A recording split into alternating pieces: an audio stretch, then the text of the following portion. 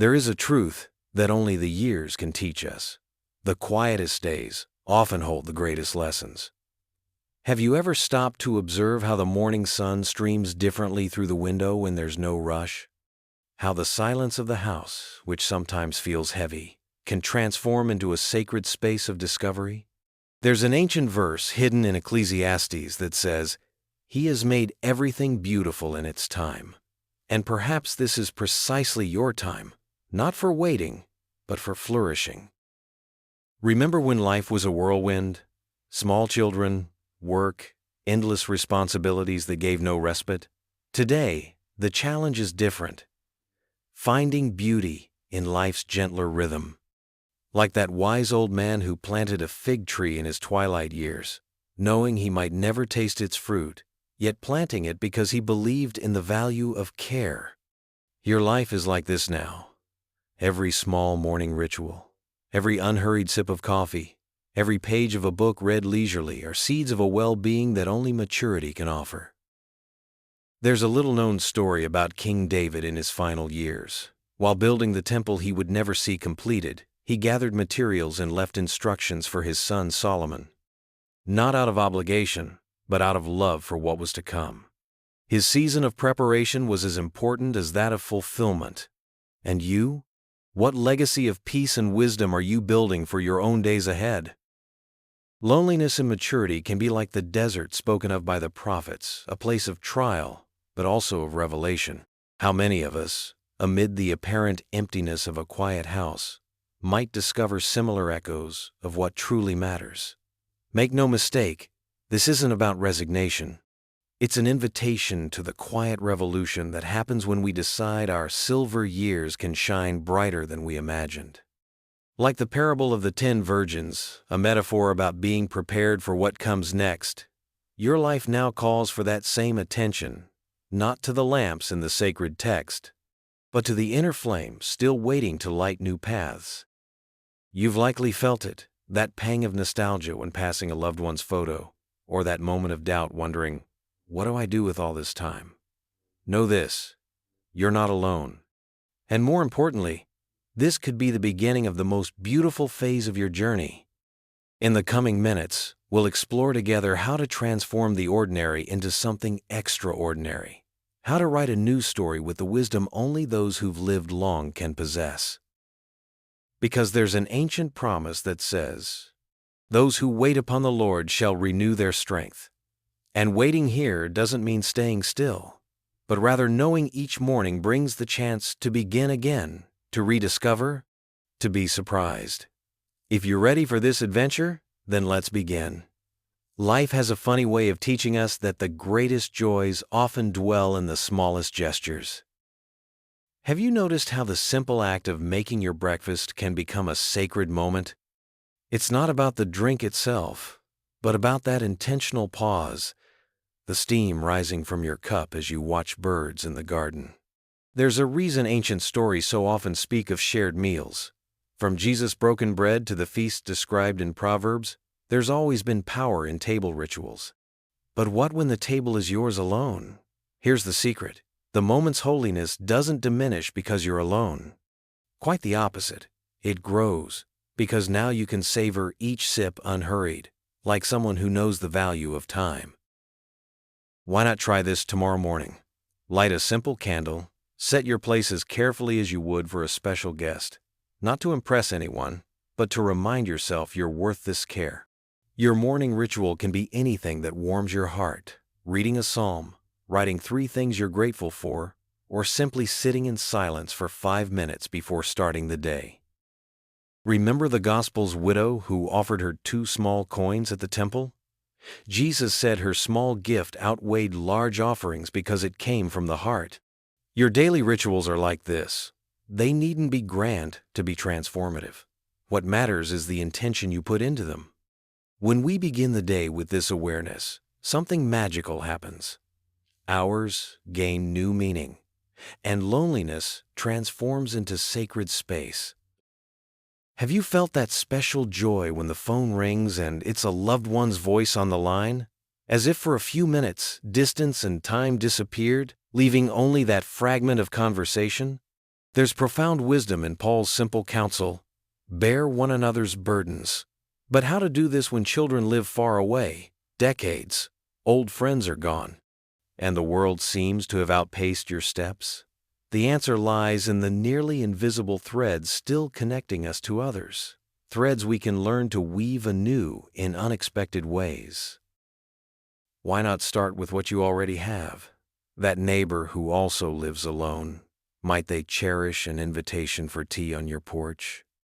The young mother in your building, overwhelmed with children. A homemade loaf, left at her door, could begin a beautiful, cross-generational friendship. Even the grocery cashier who always asks about your day, and perhaps they genuinely want to know. These are small connections, but they carry the same spirit as the Good Samaritan's parable. Sometimes love for neighbor lives in the most ordinary corners of our routines. And when your body no longer moves as it once did, technology, seemingly made for the young, can become your ally. A messaging group with distant cousins, a video call with grandchildren to watch the same sunset together, each from their own window, or even an online forum about a beloved hobby. King Solomon wrote that iron sharpens iron, and today we understand these connections need not be physical to be real. What matters is not letting pride or shyness steal these chances to keep belonging to one another. Your body is wiser than you imagine. It bears the marks of every story you've lived: knees that knelt in prayer, hands that cradled children and grandchildren, eyes that witnessed countless changes. There's an ancient principle, cited by Paul: your body is a temple. And how do we care for this temple as the years weigh heavier? Not with miracle cures or strict diets, but with the tenderness of one who knows every fold of this house of flesh and bone. Start with what you can control: your breath. Pause now for 3 seconds and inhale deeply, as if smelling a garden after rain. If your feet no longer respond as before, try seated exercises while watching your favorite show. Even rising to fetch a glass of water becomes a sacred act when done with awareness: I'm tending the temple entrusted to me. And your mind? It needs as much care as your body. Those memories that resurface in quiet hours, some sweet, some bitter, deserve to be treated like visitors in a sanctuary, welcomed, but not allowed to take ownership. Try reserving 10 morning minutes to write in a notebook what weighs on your heart, not as a diary, but as an offering, leaving on paper what need no longer stay buried within you. Because aging well isn't about avoiding time's marks, but honoring them, like the stained glass in cathedrals, made more beautiful when light streams through their cracks. Your life now is this: every physical limit can become a window to a new kind of beauty, if you allow it. What is my purpose now? This question haunts every human heart, regardless of age. When children have flown the nest and careers fade into memory, it echoes louder.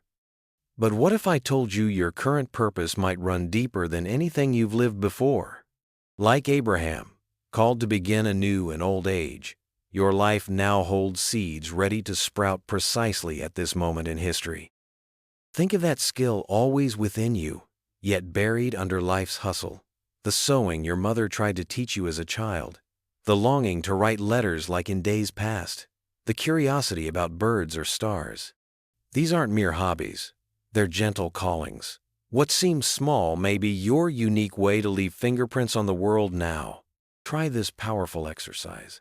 Take a blank page and write at the top: if I were free to do something purely for joy, it would be. Let your hand write uncensored. You might discover, as many seniors have, that your late vocation is teaching children to read at church, cultivating a medicinal herb garden, or simply becoming the person whose smile comforts loners on park benches. Remember the parable of the talents? The lesson wasn't in how much each servant produced, but in their courage to use what they'd been given. Your talents today may differ from 30 years ago. Perhaps they're patience, attentive listening, or wisdom to calm others' storms. The world desperately needs gifts that only years can bestow. Because purpose isn't found, it's cultivated. Like the prophet Jeremiah, who planted gardens and built houses in exile, though he'd never dwell in them. Your greatest work may begin now. In simple gestures only you can offer the world exactly as it is today. There's a secret hidden in the Psalms that the wisest know. Gratitude isn't reaction, but choice. Have you ever woken and, before rising, named 3 simple things your heart can thank? The blanket's warmth, the songbird outside, a morning without pain. These are daily miracles that, when acknowledged, work alchemy, transforming how you see your very life. Modern science confirms what ancient wisdom knew. Giving thanks reduces anxiety, improves sleep, even eases pain. But it goes further. It's an act of resistance. You needn't wait for special days to practice. Start today by thanking even what seems trivial.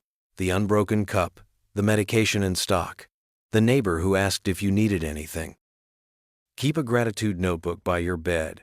No poetry required, just truth. Over time, magic happens. You train your eyes to seek light even in darkness.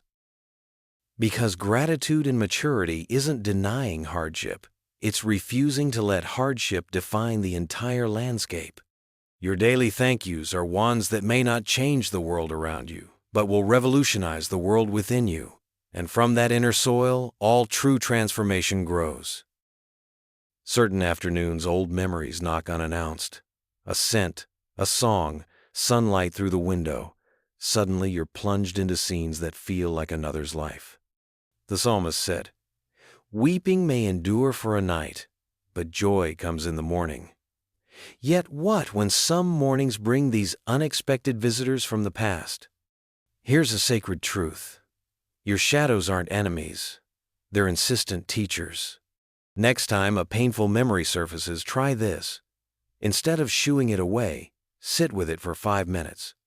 Like Job on his ash heap, ask it 2 questions.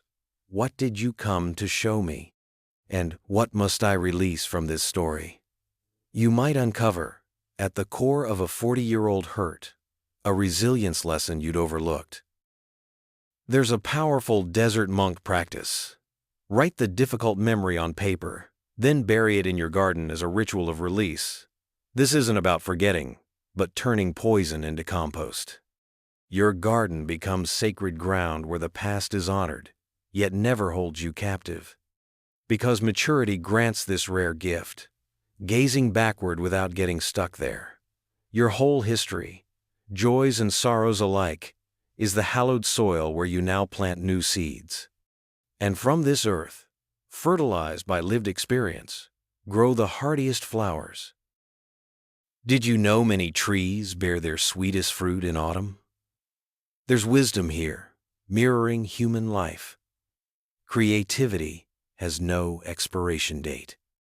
Rather, it deepens and transforms with time, like the ink in ancient manuscripts that grows more luminous with centuries. An aging King Solomon wrote, "Do not say, 'Why were the old days better?'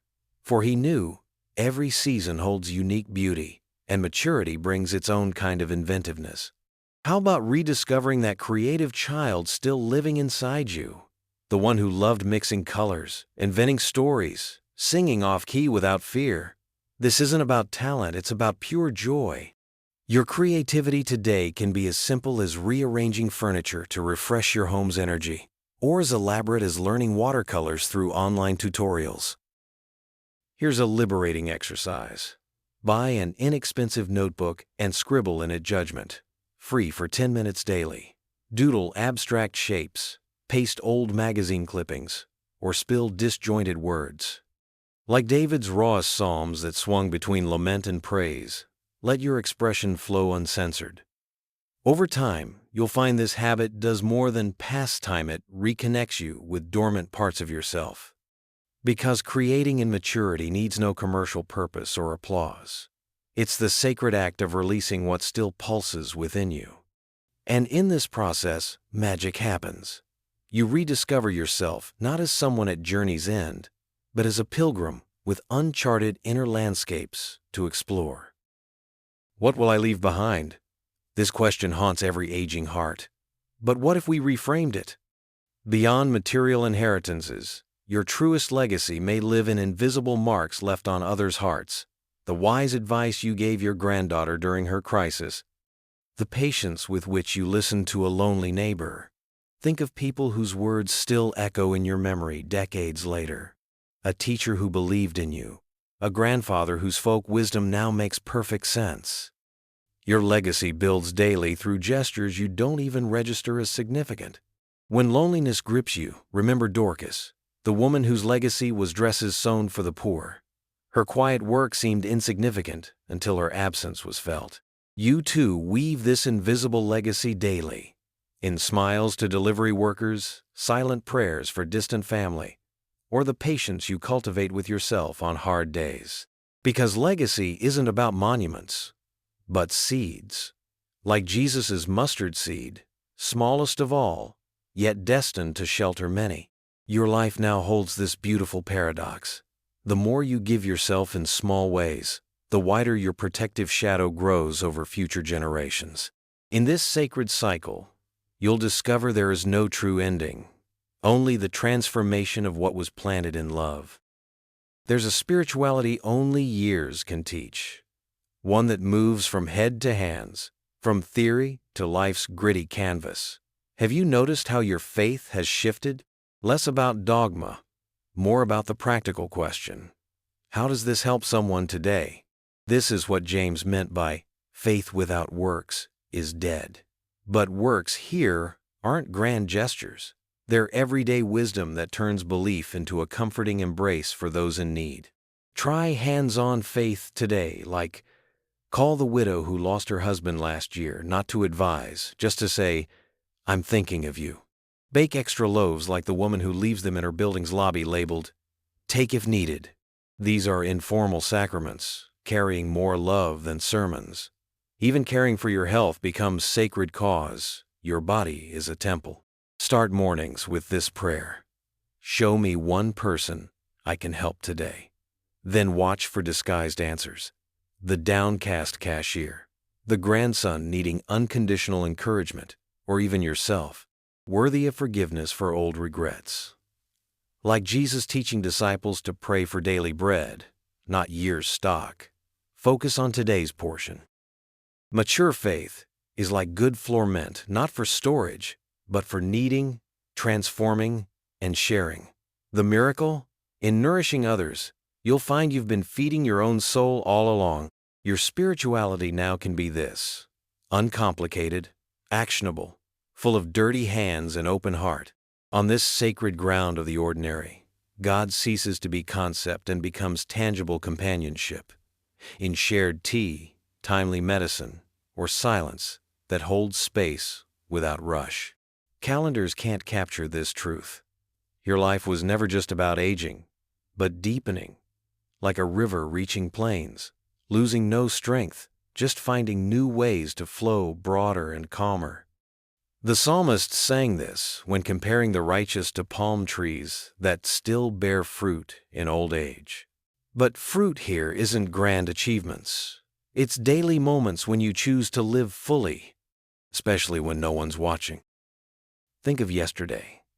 How often did you underestimate your own resilience, only to discover you were stronger than imagined? Those small victories, rising through pain, forgiving when resentment tempted, laughing at yourself when pride demanded solemnity, are invisible bricks in a legacy even death can't erase. Like polished stones in a brook, time's friction reveals your true shape, not worn down, but refined. And in this clarity, you become what the world most needs, a living compass pointing beyond what's fleeting to what's eternal. Here's your final invitation. For 1 week, live as someone who knows each day is both ordinary and sacred. Wake up and ask, what small beauty can I create or appreciate today? Notice the stories your mind tells about aging. Are they truly yours, or echoes of a world that values productivity over depth? When night falls, return to humanity's oldest ritual. Give thanks for another day's journey, not for what you did or didn't do, but simply for having been present in it. Every wrinkle in the mirror, every ache in your joints, every unannounced memory, they're all part of this sacred landscape that exists only because you endured, because you persisted. And now, you can teach the young and yourself life's rarest art, aging not with fear, but with quiet curiosity for what's yet to unfold. The real secret? You already have everything you need to begin. Just look inward, and at the small miracles around you, with the clear eyes of one who's finally understood. Maturity isn't the sunset, but the golden light that makes the entire landscape breathtaking.